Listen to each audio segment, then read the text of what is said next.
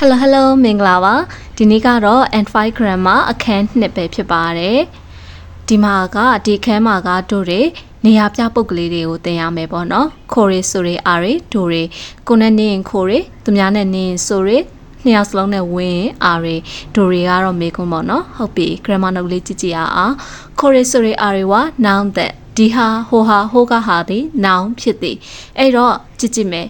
ခိုရီဝ hondas ဒီဟာဒီစာအုပ်ဖြစ်သည်သူများနဲ့နီးနေတယ်ကိုနဲ့ဝေးနေတယ်အဲ့ဒါဆိုရင်ဆို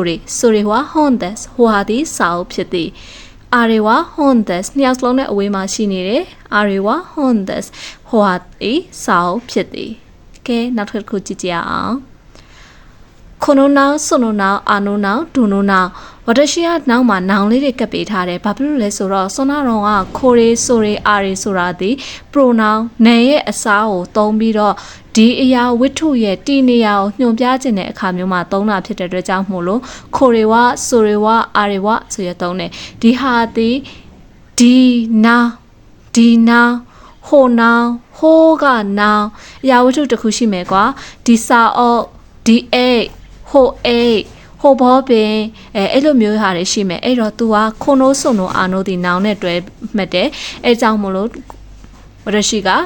နောင်လေးတွေနောက်ကနေကပ်ပေးထားတာပေါ့နော်ခိုနိုးနောင်ဆွနိုးနောင်အာနိုးနောင်ဒိုနိုးနောင်အဲ့တော့ဒီနောင်ဟိုနောင်ဟိုးကနောင်ဘယ်နောင်ခိုနိုးဆွနိုးအာနိုးနောင်ဝနောင် not that ဆိုတော့ဒီနောင်ဟိုနောင်ဟိုးကနောင်သည်နောင်ဤဟာဖြစ်သည်ဟုတ်တယ်ဒီ not ဆိုတာလေးကအခန်းရှိသင်ခဲ့ပါတယ်ဤရဲ့ပိုင်ဆိုင်ခြင်းကိုပြပါတယ်အဲ့တော့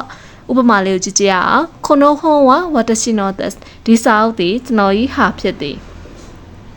သူများရဲ့ဟာဥပမာမောင်ရဲ့အိတ်ကြံနေတယ်အဲ့ဒါဆိုလို့ရှိရင်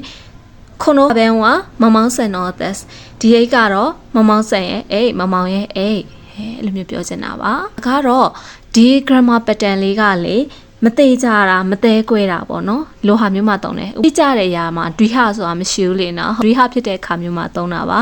တခုခုကိုရေးထားတယ်ဒီမှာဆိုဝတ္တရှိပေးထားတာကြည့်ကြည့်ပါဆိုရဝ eat this car read this car ဟိုဟာက eat လား read လားရေးထားတာက eat လား read လားမသေးကွဲဘူးဒါကြောင့်အတည်ပြုခြင်းနဲ့အဲ့လိုမျိုးခါမျိုးမှာသုံးပါတယ်ဆိုရဝ eat this car nana this car အဲ့ဒါကတက်လားခုနှစ်လားအဲ့တော့ကိုနဲ့နေရဲဆိုလို့ရှိရင်ခိုရီနဲ့သုံးမယ်ကိုနဲ့ဝေးရဲဆိုလို့ရှိရင်ဆိုရီနဲ့သုံးမယ်နှစ်ယောက်စလုံးနဲ့အဝေးမှဆိုလို့ရှိရင်เนาะအာရီနဲ့သုံးပါမယ်ဟုတ်ကဲ့ဒီခန်းလေးကိုရမရကွန်မန့်လေးတွေလည်းရေးပေးခဲ့အောင်เนาะနောက်နေ့မှလည်းတွေ့ပါမယ်ဘိုင်